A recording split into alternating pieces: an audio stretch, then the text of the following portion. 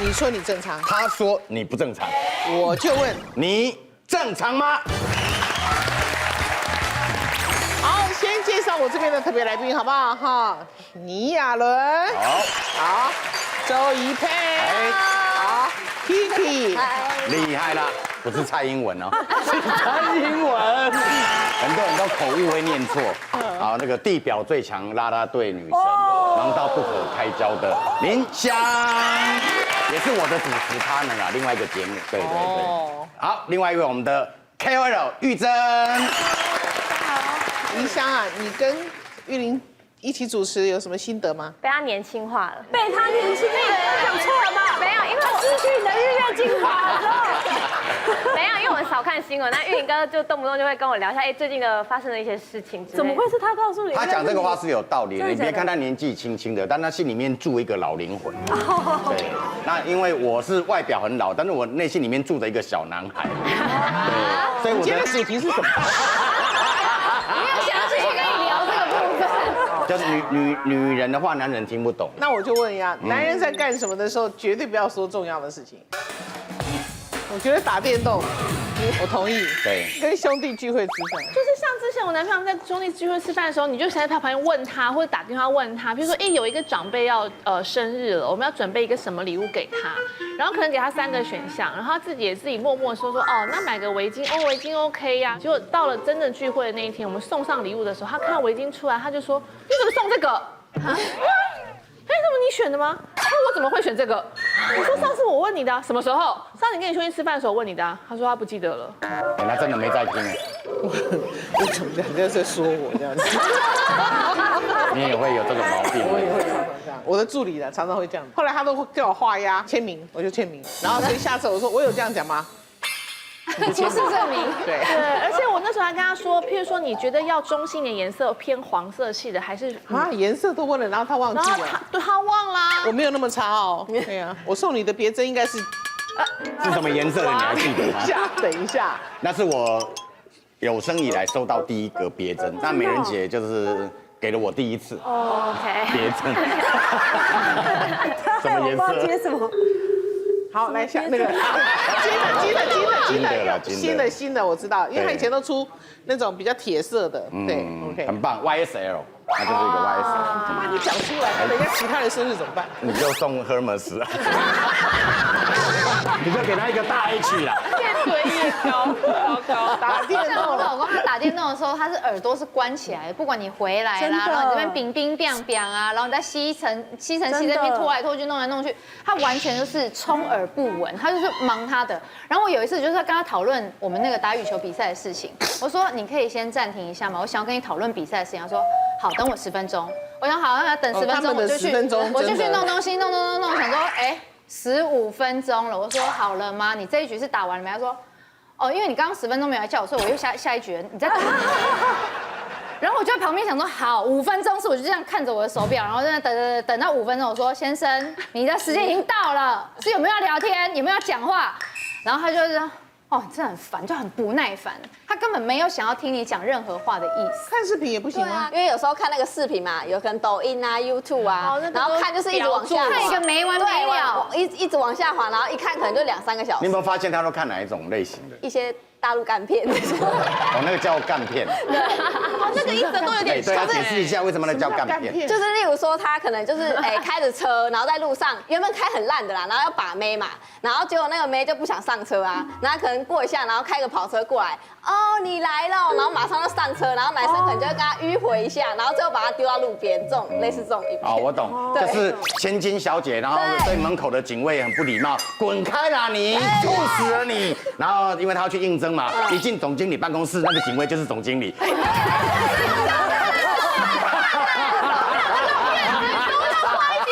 原来这就是干片了。这个干片哦，我知道了。其实我蛮爱看的呢，很励志啊。而且片一看就是一直往下滑，对，因为它是有那种续集的，然后都有连续性。那一看他可能就是当下就问他说，哎，那晚上要吃什么？我今天想吃面呢，等下例如说我吃面好不好？他就随口说，哦，好了。啊，他可能看到一个段落，马上就说，哎，很饿哎，等下到底要吃什么？我心想说，啊，你刚刚不就说要吃面的吗？一真看球赛，前阵子呢就有4组，那我们都会去下注，很奇怪。我如果想要说，跟他聊个天呐，他就觉得我很吵，他会说，他主管过来骂我说，你如果再吵，等一下我下注的那一队输了，就是你害的。我想说。嘎衰啊！怎么这么远的距离，我可以去干扰到人家？到底是怎样？所以我觉得很莫名其妙。他看球赛，你不要干扰他了。对，因为他我一个朋友老婆每次趁他看球赛，然后感觉来了就穿薄纱睡衣在那边晃来晃去，然后她老公很不耐烦，走开，你不要挡电视啊。对，什么穿到已经连一件都没有了，男生还不会被诱惑。冰箱呢？追剧，因为我之前很喜欢追剧，然后我就喜欢宅在家，然后那时候男朋友就跟我一起宅在家，他也爱上追剧，但是他是看那种恐怖片、悬疑片那种需要破案的，然后他也是那种一天要1、2天就要把全部给追完，所以我只要追剧的时候跟他讲话，比如说我说，我明天的 schedule 是什么，然后结果隔天到了，然后他就打电话问我说，你在哪？你怎么还没回家什么的？可是我就跟他说，我明天工作行程是什么了？对，因为你前一天已经跟他讲过了。对，然后他在追剧。什么叫任何时候？就是他们，你现在看，我问了一下，你现在看的都是，你说是不是任何时候？晚上就是跟兄弟吃饭啊，然后回家就是打电动啊，要不然就看视频啊。等于这些事情就是男人的一天嘛。坐在马桶上面也在追剧啊，然后要么就看球赛啊。即便是亲密行为的时候，他更不会听你讲什么。所以那就是一天呐。我觉得他任何时候都不行，像前阵子就在开车的时候，然后我们刚下一个通告，那下那个通告之后，我觉得那个主持人蛮好笑，于是我就跟我老公说，我说，你们觉得那个主持人蛮好笑？他说，哪有玉林哥好笑？哎呀，这是倒是。然后我就对，这真的。然后他上车都在看玉林哥的影片。然后我有几次呢要跟他讲话，就是我说，我跟你有必要为了这个通告？真的，我发誓我是真的，因为他老公很爱我，我就问我老公说，我说，我们来讨论一下小朋友要上国中要上哪一个国中的事情。他说，你可以就是先不要跟我讨论嘛。我说，反正这玉林哥讲就是好笑的嘛，等一下你都还是接得上。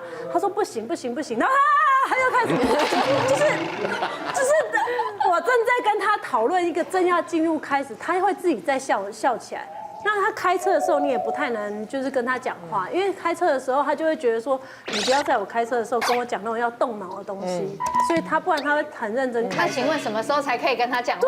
对，所以他任何时候，我说是不是任何时候？其实很多男人也表达说，不是他们听不听，是他们听不懂。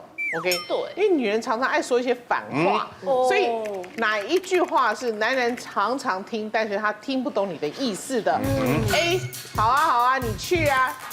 这里面没有一个否定哦。OK。第二个，没关系，我没事。没关系，我没事哦，听起来是感觉是没事的样子。A 还是 B， 请举牌。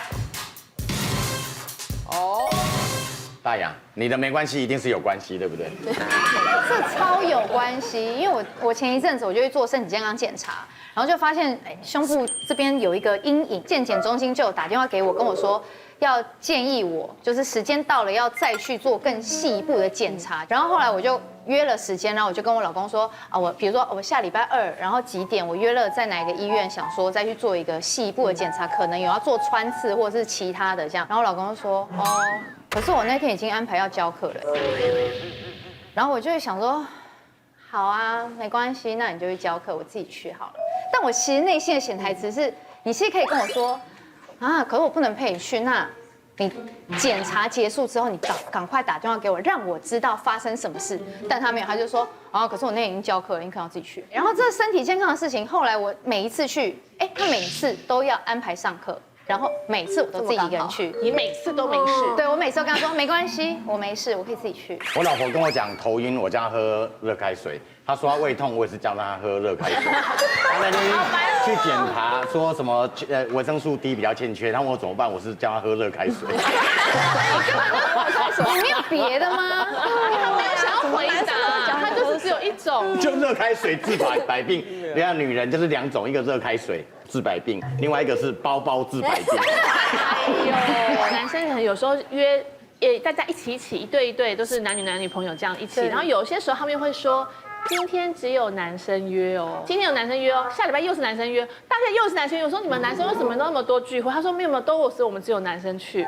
然后你就觉得你心里面会觉得说，那为什么没有要带我们去？可是因为他又会说其他的都没有带，对，没有带。你要识大体嘛，你又不能说真的，如果都是哥们聚会，你每一次都想要看一下也不行，所以只好说好啊，你去啊。可其实心里面都是说。凭什么？为什么？心里面是不高兴。那有没有可能是真的很希望他赶快去呢？所以是看表情，对不对？哦，你去，然后他前脚一输，你看他，那个阿果来，我老公出门了。我觉得是语气，好，你去啊，然后他一关门就呀。赶快打给阿国。对。那如果是那种好啊，你去啊。我自己也是那种就是男朋友很爱往外跑，因为我算是一个非常早睡的人，然后我希望另外一半的作息可以跟我一样。你是多早睡？我都10点半、11点就开始睡了，准备睡觉。他就是每次都会在9点的时候就说，他要跟朋友去唱歌，然后保证1点就会回来。可是我就是很不喜欢男朋友往外跑，而且就很危险，就很多女生可能会靠近他，我就会觉得很不爽，然后我就会说好啊，你去啊。然后我内心的潜台词就是好啊，你去啊，等一下我就找你麻烦，就一直狂打电话给他，让他就是知难而退，赶快回家。让他坐不安稳。对，然后让那个同桌的女生笑啊，欺奴没用啊，怎么这样？拿只狗，对，得切他感。陈英文呢？平常都很忙，然后突然放假的时候就会想说可以跟老公去哪，或者是跟小孩一起去哪里去吃个饭也好，嘴巴已经讲出来说，我们等一下可以去吃个饭，然后去吃个寿司什么的，带小朋友一起去。可是他还讲说，没有，我等一下如果你没事的话，我要跟朋友出去。其实我心里面是有点不太希望他去，嘴巴还是讲，觉得说我们是没有讨论的，我总不能逼你跟我们一起去吧。就说好，那你去啊，然后他就去了。然后我就心想说，男生出去都是为了跟朋友，然后可以很多借口。像我也是，就是可能因为跟闺蜜都会定期约嘛，然后我们可能就是会带另一半，1个月前就会先讲好。那可能当天要出门前可能兄弟有事，但你也不能太随便的借口嘛。老婆，那个某某他失恋啦，我今天不能不去啦，我今天真的不能不去啦，不行啦，我们都已经讲好了，我们上个月就跟人家约好，今天要去吃饭啊。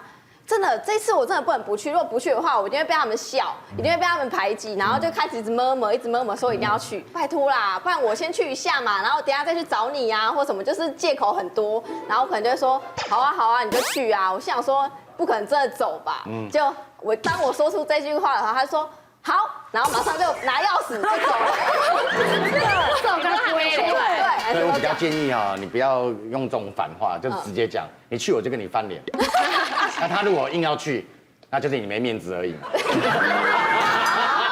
不行啊！不要，所以真的不要为了这个事情就把这个大绝招拿出来。对，大绝招放后面，真的不要。像我们女生有些比较注重节日，跨年这个节日就是对跨年就是一个新的一年嘛。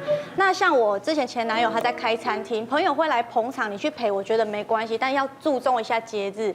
我好不容易就是安排了一下大餐啊，要去看个烟火，因为交个远距离恋爱，我屏东人，他台北人嘛。结果呢上去，对他上去他就跟我说，朋友就是来捧场啊，我要陪一下喝一下可以吗？我当场直接臭脸，我就说。好吧，没关系，你去吧，没关系，真的。他说真的吗？我说对，真的。然后那时候脸已经面无表情，你知道吗？结果我就直接坐车回家，然后我就开始打电话跟我朋友砍不练，我说我真的超不高兴的跨年丢我一个人在家，我真的是潜台词会想说。要求恁走嘛，为南部跑到北部，竟然让我一个人在家里跨年。结果他竟然让我最傻眼，就是在那个跨年的倒数15分钟回来家里。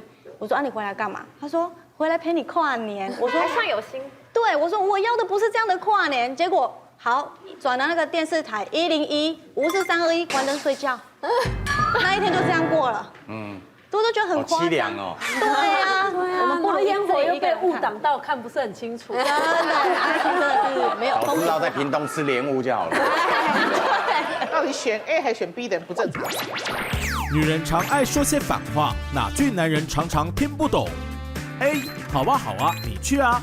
B 没关系，我没事。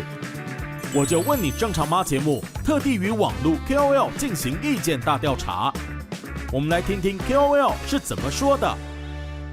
今天男友选 A。有一次我朋友就是因为这句话跟她男朋友冷战超多天。上次就是他们难得休假，约好就是一起在家里耍废啊，晚一点去吃个饭之类的。结果这男生他临时朋友就是约说，要不要唱歌啊？然后他就跟我朋友说，我可不可以跟我朋友去唱歌？他也想说，反正不想让人家觉得说，好像女友管很多啊或什么之类的。结果他说好啊，你去啊。那男生就真的去了，而且他去完 KTV 还去续欢打麻将什么之类的，搞到就是反正很晚才回来。那我们就因为这件事情就是生气超久。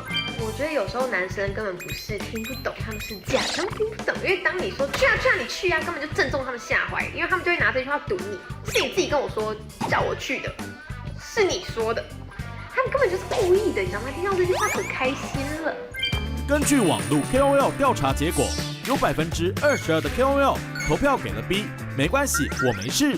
而有78%的 KOL 投票给了 A， 好啊好啊，你去啊。你觉得这样正常吗？哇，这个人讲的话的嘴脸哦，戏剧张力。大部分都选 A， 所以选 B 的不正常，请喷。好，刚刚讲那个正中下怀是对的，尤其男生想跟这个女生分手，男生又不想当坏人，一直在期待他讲出那句话。终于有一天女生讲，不然我们分手好了，那男生愣了3秒，谢谢啦。所以你不要讲出他心里面要的那一句话。林湘，我现在终于知道你刚刚那个意思了。他内心真的住一个小男孩。最近呢，新的界限又出来了，有小6男生跟我拍照，这是我没见过的粉丝这样。所以我心里就知道他是冲着沈玉琳来。OK， 我也是久违的有一个50岁的大妈跟我合照，我心里面知道他是冲着你而来的。因为我以前不太有这种粉丝，因为我的都没啊比较多，好烦，所以我们刚好互补啊。男人也是要帮你用饼干盖吗？哪些话男人永远听不懂？来举牌。哇，这什么啊？哦，好哦 ，OK 啦，都可以。哦，好哦，其实我们意思是说哈。你懂不好吧？啊，就有点难听，就会说哦，好哦，那 OK 啦 ，OK 啦，其实就是不 OK 啊，我有点难分辨啊，真的啦。那我就不想直接跟你说不 OK 嘛。那真的 OK， 你会怎么讲 ？OK， 真的 OK 讲 OK 啊。好啊。那假的 OK？ OK 啦。真的 OK？OK 啊。真的 OK？ 我，然后还有这种都可以呀，其实就譬如他给你2个选项，然后我就回都可以啊。其实我就想跟你说，都不 OK， 其实都不好，都不要。P P 呢？其实还好，没有很想要，但心里就是很想要的意思。就像前几天啊，我们去那个很简单一般的日常看个电影《阿凡达》嘛，啊，不是很久吗？3个小时。对，3个小时。我想说，看那个。有点想吃那爆米花，走过去看一下，有点贵，可是我只想吃几口，我觉得我应该吃不完。你吃不完，那就不要买了啦，不要买了，我们就不要买了。我说，可是，好啦，其实我也没有很想要啦，然后就走了。但心里其实是很想要说，你就吃不完你就买啊，没关系，想吃就买啊，但就没买，所以我们就这样干过了3个小时。这就是婚前婚后的差别。对，婚前想吃1口我都买的 ，OK， 1颗我都买1口。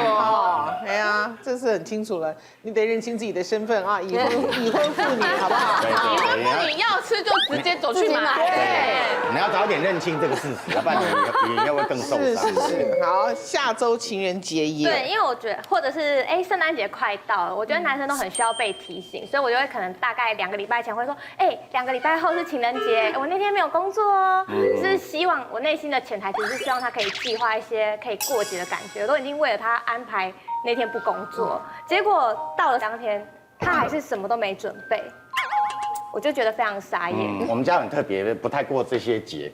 那可是有时候闺蜜难免会笑我老婆说，你老公对你都不够暖心这样子。有一次我根本不晓得那天情人节，然后我回家以后，我老婆拿了一束花，我想说你还献花给我？我说没有，是你要拿花，然后做一个献给我的样子。我说摆拍，没事干嘛摆什么拍？他眼眶泛红。你不知道今天情人节吗？我们不用拍照给人家看吗？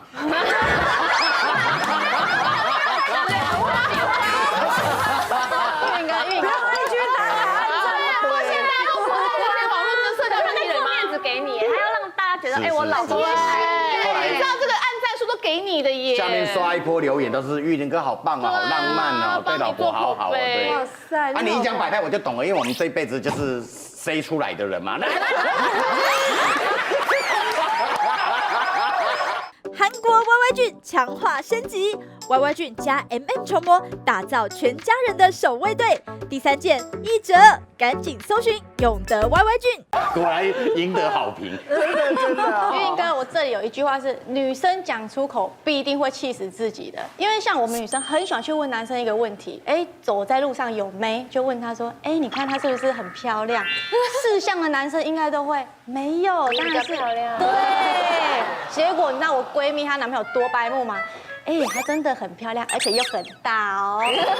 天哪，人家走到哪里看到哪里，我朋友直接说好，她比较漂亮，那你去吧。有时候我们在滑 YouTube 也是在看梅亚的一些影片嘛，那老婆一颗头突然出现在你后面，那多惊悚，你知道吗？怎么样？她很漂亮是不是？那我就看看我老婆，呸呀，哪里漂亮？求生欲很强。男人常听不懂女人话中有话，是因为思考逻辑不一样。B 觉得麻烦装不懂。A 还是 B， 请举牌。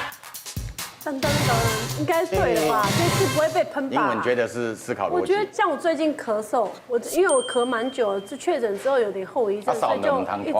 对啊，通常我们咳到一个程度的时候，都会老公正常都应该是会要来一个，比如说你还好吗？要不要带你去看医生？是不是哪里有问题？你要不要研究一下？你是不是之前怎么样？或者是你是不是没有用什么围巾啊？什么？他不是，他就把他自己这样抱，说干嘛去看医生啊？如果我有去看啊，他说那是不是没看好，要换一个医生啊。然后比如说可能我们肚子痛啊，肚子好痛啊，他说去拉肚子啊，是啊，没错啊。男生都这样。对，可是我们拉一拉就好了嘛，想吐就吐一吐嘛。对，或生理期肚子痛，他就好不舒服哦，肚子好痛哦，然后。通常会希望男生拿个暖暖袋来说，你要不要用一下？那天哪，他这一整个礼拜会非常好过。可是他就是跟你讲，他说，那你就去躺着睡觉嘛，不要去哀叫。我老公也是，去那边躺着睡觉，因为我前一阵不是确诊，我就是好像有一点点像感冒，所以我就一直咳，一直咳，咳到他就是直接就坐离我越来越远，说，你不要害我好不好？我下礼拜要去考 A 级教练证，你不要害我。真的，我如果现在确诊，我钱就白缴。我想说。就是一句关心都没有，然后后来我就听他是讲这话，我就超火，我超可怜我，因为我们家只有一个房间，所以我就自己戴着口罩睡沙发，隔一个礼拜换他咳，然后我就很想跟他说，你不要害我好不好？我好不容易咳嗽已经好了，然后我就忍住想，我们不要这样就是不要这样以怨报怨，然后后来我还是戴着口罩，因为我还是也很怕被传染，我就自己睡沙发。就是我老公就是他们，我觉得男生很不会处理女生的情绪，真的，他的逻辑是我要处理事情，你现在感冒。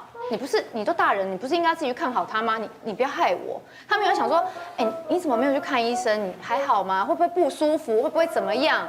他们没有处理情绪，他们先处理事情，然后就结束。所以我觉得是思考逻辑不一样。对，也许可以从另外一个角度看，就是说，那到底是我们的表达能力不好，还是他的理解能力不好？他的理解能力不好。也许你早上在客厅，然后呢就看东西，光线不是很好。那这时候那个先生或者是你的家人一定会走过，这么暗不开灯在那边看东西，你是眼睛不想要啦，然后啪帮你开灯了，对，然后走了。你看这整个的场景的时候，你是坐在那里的那个人，你要怎么感受这个事情？对，你要关心我就关心我，干嘛要讲说我干嘛那么凶的态度？干嘛这样？先把情绪拿掉，你要看到的是他帮你开灯这个动作，对不对？他有没有在乎你的视力？有，他没有能力表达他的关心，他用负面的方式来表达他应该正面关心你是正面的能量，可他用负面的语言来表达正面的能量，这样对不对？所以你应该坐下来，就说等一下，你拜托你刚刚退回来，你明明就是对你重来一次，你明明就是在乎我的眼睛，可是你这样讲，我听起来呢就可惜了。为什么？你用不好的语言把你的真正的内心那个关心我的那个心给包住了。我要不是懂你，我怎么搞不好我都看不到啊。我需要的语言是这个，我希望你给我这个，你给我这个，我会有幸福的感觉。这就是相处经营之道啊！很多人久了就忘了。你在那咳嗽，那你老公如果拿一瓶少精啊，少精，少精是什么？成药啦，有一种成药叫少精，用喝的，要配温开水，咳嗽 out。没关系，你比较没有在看土药的广告。拿一瓶少精，说两汤匙是要去配个温开水，哎，这样舒服多了。我也觉得是那个。思考逻辑不一样。OK， 好。因为我之前生日的时候，然后我那个男朋友他非常喜欢公仔，然后他就送了我他自己喜欢的礼物当我的生日礼物，放在家里给他自己爽，看了很爽。那我就觉得男生不行这样子，不能跟他说我生日要到，我直接跟他说我要什么比较快。然后我就直接贴了一双靴子，就是我会可能暗示他说，宝宝，你觉得我要买吗？你觉得哪个颜色比较好啊？你觉得适合我吗？然后他就是听不懂，然后他就说，那我给你钱去买。可是有时候女生就是想要有那个仪式感，对，买礼物给你的，不是说什么我钱给你，你自己去买，那感受不一样。对，所以我觉得他们思考逻辑不同，他们觉得我就是买给你啊，我就是给你钱啦。可以选 B 啊。对，刚认识的时候，男生要追求女生嘛，所以呢，你要什么，他马上可能不小心观察到你留恋在那个窗边啊，或是想要什么，一看到你隔天就会出现，或者说我今天随口说一句，他有跟你有心电感应，对，有心电感应一样。然后那种今天随口说一句，那家某某某开了一家新的饮料店，感觉很好喝，马上就喝到了，马上趁空档，就算他在工作，可能中间休息，就会马上端到你那个上班的地方。好贴心哦，就是惊喜这样子。那现在不一样，热恋期过，老夫老妻嘛，天气有点冷想喝一点热的。你不要买饮料啦，你每次买饮料都喝不完。可是我真的想喝你不然你赶快去买啦。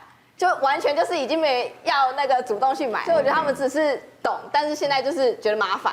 有像我之前我有女性朋友，他们也想要开始露营，然后就问我男生朋友，可他明明就是个露营高手，然后我就说，那你赶快告诉他们怎么就是要准备什么东西啊，有些就是基本的注意事项什么的。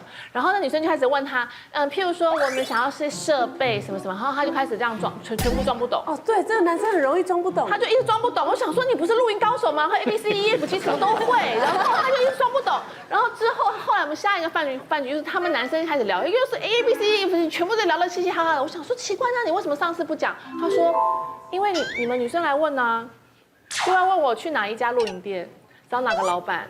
这个要买什么型号，那个要买什么型号，大中小号要买什么，然后可能你们也不适合，或我们觉得适合你们不适合，你们适合我们不适合，他就说好烦哦，就不想回答，他就装不懂热恋的时候那女生那保特瓶盖打不开，你帮我开好不好？好，谢谢英雄。结婚很多年以后，老公我都打不开，我手也在痛我还是觉得是思考逻辑不一样，是因为你知道我老公他是一个很讨人家碎念的人，所以你在家里，比如说你任何提醒都要用一种很正能量的方式提醒。他说你等一下外套要记得收哦，就是那种不能说你外套怎么又不收这样，他就会瞬间暴怒。我就觉得其实我只在提醒你，为什么你听不懂提醒？善意的提醒跟恶意的提醒，反话讲，即便是正面表述，他也想要你直接收，就是没有，因为对他来说，什么事情都是小事，那些事情都可以等一下再做。有急着现在吗？什么事情急着一定要现在立刻马上？我跟你说，就是有事情急着现在立刻马上。因为我老公之前很常就是冰箱不关好，不管是上面冷藏还是冷冻，然后有一次他是冷藏打开来，然后关起来，然后就是冷冻又打开来，因为我们的冷冻在下面，冷冻打开来，然后他好像没有关好，然后因为已经有好几次，我就发现为什么我的冰箱会漏水，所以我就发现他有这个问题，我就跟他说，只要他有去开冰箱，我就说老公你冰箱门有关好吗？他说有，他是极度不耐烦，然后我想说好，你都说有，那就我鸡婆以后我再也不说了。好，那天我们就出去，而且那时候是夏天正热的时候，好了回到家一打开门，哇嘞，好臭，因为我们冰箱里面有各种。就是汤圆啊，然后海鲜啊，牛排啊，全部都融掉，然后热，然后臭，他就没有讲话。我说你不是说你冰箱有关好吗？然后他就默默说，我以为我有。什么叫你以为？我不是有提醒你，问你说有没有关好吗？然后他还给你一个有。我内心只是想，我其实只是提醒你，为什么你都听不懂？你是听人话的逻辑是不是有什么问题？换个冰箱吧。摆在上面的，吸起来的，就就是全部用门的，不要有抽屉的了。因为的确有人会就是对抽屉都很容易卡住，没有弄好。好的，这事情要不然会一直磨损你们的关系。对，而且会让你吃到不健康的东西。好，结论就是换个冰箱。那换了冰箱，情况没有改善，你就只好换个人。那就是八字不合。不是啦，你不要一次跳到那个，我们要一直给人家一个循序渐进，循序渐进，慢慢来啦。对啊，到底选 A 还是选 B 的不正常。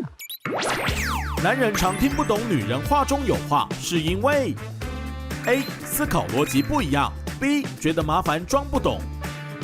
我们来听听 KOL 是怎么说的。这题我的答案是 B。如果真的要那种一点点话中有话的时候，可能举例，baby 那个包包好好看哦之类的。那男生这个时候如果回答你说，哦真的蛮好看的，然后叔叔帮你带走，我跟你说这绝对不是听不懂，这绝对是因为觉得麻烦不想花钱，就是假装听不懂就好了，就直接可以逃离这个现场。所以我的答案是 B， 觉得麻烦装不懂。这一题我选择的是 B， 随便讲，其实我们都听得懂，只是呢，我们怕我们一说些什么之类的，女生要开始长篇大论跟你解释一下，还要跟你反复的确认说，你听得懂吗？是吗？还是怎样嘞？你知道，可能男生觉得好烦啊，算了，我们都不懂，对，我们都不懂，那 OK， 好吗？好，所以我选择的就是 B。根据网络 KOL 调查结果，有30%的 KOL 投票给了 A， 思考逻辑不一样，而有70%的 KOL 投票给了 B， 觉得麻烦装不懂。你觉得这样正常吗？好，70%人觉得麻烦装不懂，其实我们什么都懂啦，只是嫌麻烦而已。所以选 A 的不正常，请喷。你这样真的没有帮到男生我反而想打你了，明明就知道。其实我们真的没有。请问男人如果回哪一句话会火上浇油，让女人瞬间爆炸？好 ，A， 你又怎么了 ？B， 你大姨妈来了。来，是 A 还是 B 呢？请举牌。来，冰箱，你又怎么了？你又怎么了？我有一个男朋友，他就是非常工作的时候会有非常多的漂亮女生在旁边，然后我就会开始很怀疑他嘛。然后刚好又有朋友说，他又跟哪个女生出去啊？他又跟哪个女生在搞暧昧？然后我就会想要就是问他，然后他就会说，哦，你又发作了，你又来了。然后我听到这就很生气，明明就是你自己做错，你不做错我怎么会找你茬？什么叫做我又来了？我老婆以前早期也是啊，就说啊，你怎么样，你又怎么样？然后我是叫又来了，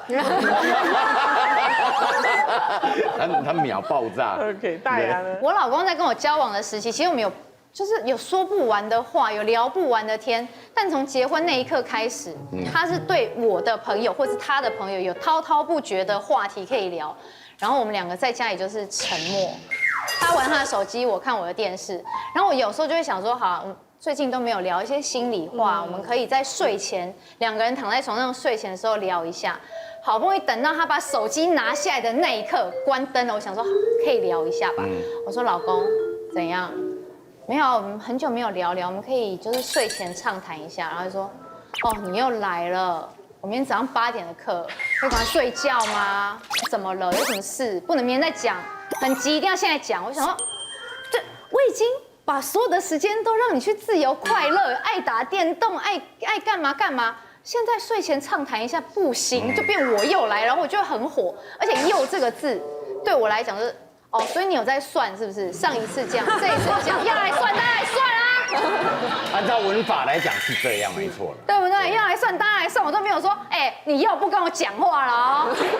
对，像我有时候就是因为我们现在有小孩嘛，小孩子还比较小，那我有时候可能在家里要做一些事情，可能手头要忙，然后我就会可能请老公帮我顾一下。然后他有时候可能他就是会被他弄得很烦，那他一直在哭，然后我感觉到他有烦躁的时候，我可能也不太能专心的做我的事情，所以我会一直很关切他们在干嘛。然后我就会发现说，哦，他可能情绪已经来了，有点不耐烦。那小朋友一直在哭，他可能东西就会弄很大力，就是走路很大力，抱很大力。然后我就会这样，啊你干嘛心情要这么不好？然后他就说，啊我不就照着你说的了吗？啊你又怎么了？我就整个就会爆炸，你知道吗？就是觉得说什么叫我又怎么？是你先生气，心情先不好，你要搞得你心情不好，我心情不好，小朋友心情也不好吗？所以他讲那个又，我就会觉得是更生气。他如果拿掉又会比较好吗？变成你怎么了？对，你怎么了？我可能会这样。再再把你拿掉，怎么啦？原来你看中文多奥妙，把又拿掉，把你拿掉就变好话了。对，怎么啦？有一种关心的感觉。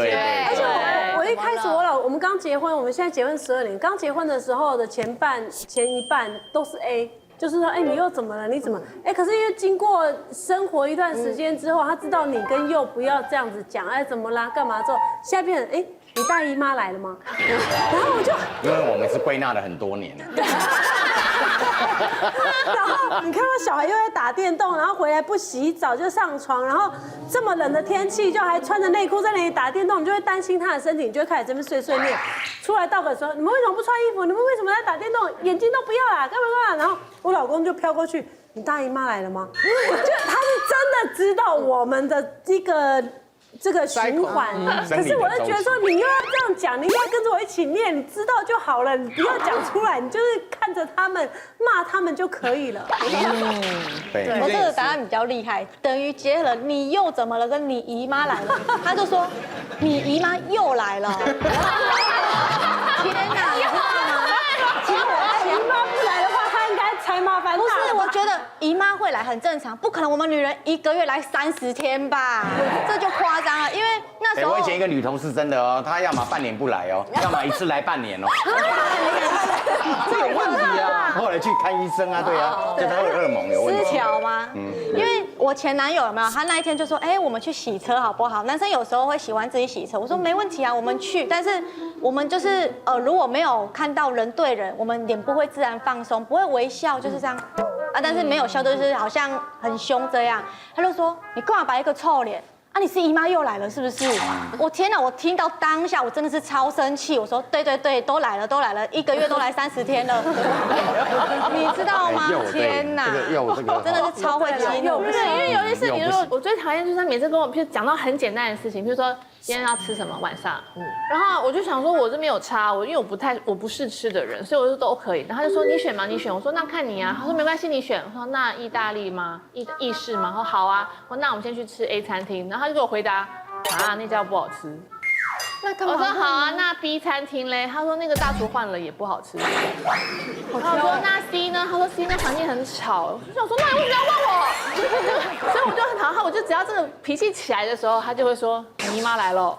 所以男生根本是没有在管什么，只要你有一些情绪，他们就会有东西来丢给你。因为我月经来，其实我不太会经痛，但我会头爆炸痛，而且我是差不多要来的时候，它就很像天气预告那种感觉，要来的大概前5天左右就头爆炸痛，然后再来的那时间就痛到翻掉，一定要一直吃止痛药那种，就情绪都会超级无敌不稳定，就是头很痛啊，情绪就很不好，然后就会各种暴躁这样。有一些人是经前症候群，对我就是经期症候群，爆痛，那个头痛到真的是想撞墙你可能不知道。我后来都觉得是谁跟我讲说不能吃止痛药会上瘾，神经病，害我白痛那么多年。就是要吃止痛药啊，1颗啊，你一个经期吃1颗会死哦。没有，可是常常就会很怕吃西药，比如说怕自己的身体没有办法代谢。像我经期来有没有？它上面是写1次2颗，我几乎1天3餐等于要6颗。哇塞，太多了吧？因为没有办法，真的是痛到会冒冷汗，然后你会没有办法好好休息，甚至没有办法做事情。如果你是这样的话，你可能不是用止痛药来处理。我说的那个就是1颗的，对。那你那个是这么严重的，你是要靠调理。像我那时候前阵子也是经期有开始不稳定，然后其实很多人都有这些问题，然后我就看到一个姐妹，她其实生了2胎，她年纪也不小，可是她气色超好的，然后我就会问她，然后她就说其实这个妇科真的是要靠调理，然后有介绍一个饮品，然后其实我也是喝了一阵子，我觉得真的蛮不错的，可以分享给大家。好，今天亚伦为我们带来这个好东西，就是这个高浓度的四物饮。那其实这个就是像很多人经血不顺啊，或是有时候量太大，甚至手脚冰冷，或是有一些家里面那种要来出经的小女生，其实都可以来做调理。那因为它其实基底就是一般的那个，就是我们大家知道的四物饮，可是它有加了红枣跟桂圆，然后还有特殊的那种去味的制成，所以大家可以等一下试试看。它的味道呢，就是我是觉得非常的好喝，然后可以直接撕开来直接喝。之外呢，像我们也可以其实把它倒在譬如温热水里面，然后稀释它之后呢，变成像橡皮爬膏这样，你看它的那个剂量样，它是一个高浓缩的，然后它是有点像枇杷膏，然后你也可以把它泡在温热水里面，就变成是一个很好喝的四物，然后把它搅匀，对，搅匀这样子。而且呢，它的这个热量非常低，它大概是一般的四物饮市售四物饮的3分之，它只有9大卡，然后你会喝不到那种苦涩味，因为它有比较特殊的一个制成，它是属于那个温补，因为很多人怕那个四物是燥的，可是因为它加的是韩国的丹参，所以它是燥热体质人也可以喝。刚刚我那一小包里面有2铁的四物。2铁哦，对，所以它是真材实料，而且是非常的有效用。我刚刚拿的包装好像跟你不一样，请问我这个是你现在在泡的那个吗？你的是加强型的，我等一下会跟大家再分享。我觉得蛮好喝的，会不会很苦？其实蛮好喝的，而且很浓。对，他刚刚讲，它的不仅是加了红枣桂圆之后，还有一些去味的料，它有一个枸杞的清香，有，所以不会有那个你平常以前喝妈妈煎的那种四物的那个苦味。小时候妈妈弄的那个四物上都超恶的，都会偷跑掉。可以再多来2条吗？喝起来很像那种手摇杯的桂圆红枣茶，有一点像。然后而且像这个我有看过，它是那个经过国际大厂制作，然后还有通过很多的 HGS 的验证，所以大家可以喝得很方便，又可以很安心。然后最重要的是，我觉得是很好喝的。生理期来是可以喝的吗？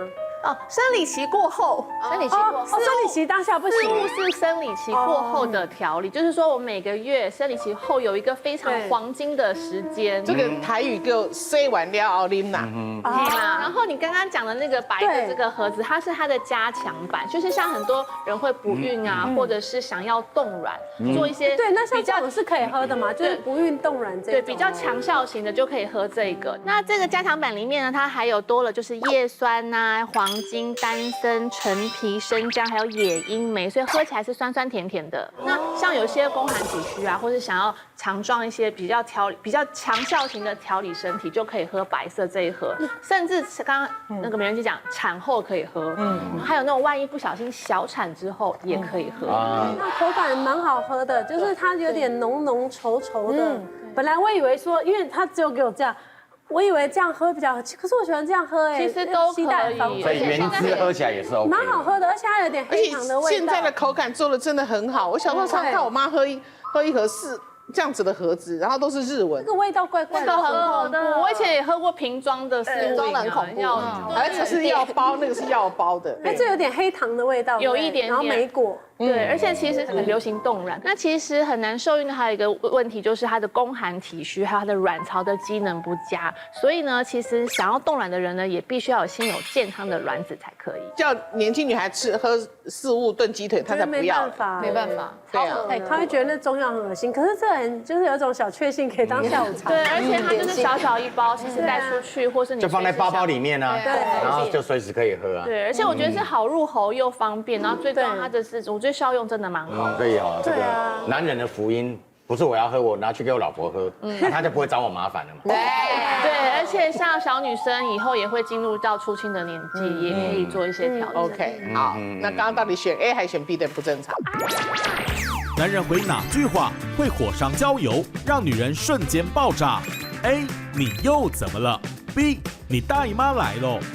我们来听听 KOL 是怎么说的。这一题我一定会选 B， 我对这一题的感触非常深。我跟我老公就是不管遇到什么事情，只要我有一点在不爽啊，或者是想要对他发脾气的时候，他就会问我说：“老婆，你大姨妈来了。”我就会觉得你为什么不去检讨你自己是不是有哪些地方做错，或者是做的不够好？你做的这件事情就是把人惹毛了，你反而检讨起我是不是大姨妈来了，就是你到底有没有搞错啊？我老公每次只要跟我讲这句话，我就会更生气，更俩公。问这个问题问我就对了，答案绝对是 B 啊！心情不好，你还问我说我大姨妈，我就已经这边腰酸背痛了，而且那种是荷尔蒙，跟男人讲荷尔蒙他不懂，他就觉得说你是怎样，你大姨妈又来，你是怎样，你们才是怎样嘞！只要男生回这句话，我跟你讲，10个男生9个半，吵个大概已经这么长。根据网络 KOL 调查结果，有32%的 KOL 投票给了 A， 你又怎么了？而有68%的 KOL 投票给了 B， 你大姨妈来喽。你觉得这样正常吗？一面倒都受不了，你大姨妈来了，哇，这个真的秒激怒。所以选 A 的比较少，选 A 的请喷。有时候哦，他讲你大姨妈来了，你就回他你射物腺肥大是不是？因为男生射物腺肥大也会心情不好，因为就不好尿嘛，尿不干净嘛，残尿、漏尿，对，搞得人抓杂的嘛。你就用这句话，这句话讲回去，对。你打电话你回去就跟你老公这样讲。好，你射物腺来了。你射物腺肥大了，怎么射物腺来了？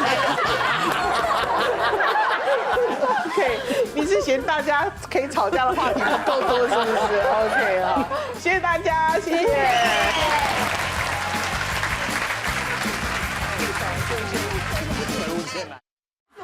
下次啊，我想看到你，我想要看到你。亦或者他私底下是一个难搞的废物。